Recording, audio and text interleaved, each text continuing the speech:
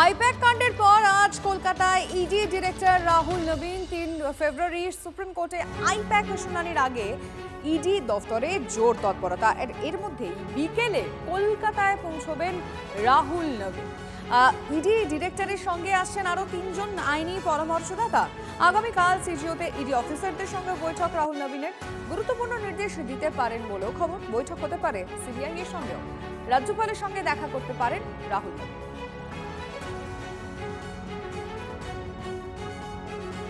রাহুল নবীনের আশা নিয়ে তৃণমূল এবং বিজেপি কি মনে করছেন?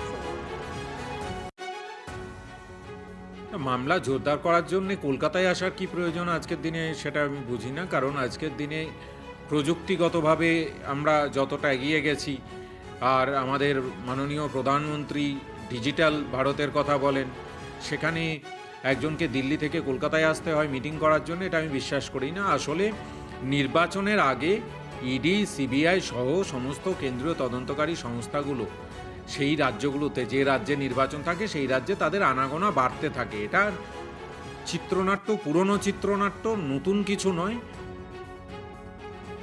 রেগুলেশনের বলে আমি কোনো জবাব দেবো না। ইডি একটি স্বয়ংসম্পূর্ণ সংস্থা, তার ডাইরেক্টর আসবে যাবে তার ব্যাপার, সেখানে আমরা কি করতে পারি?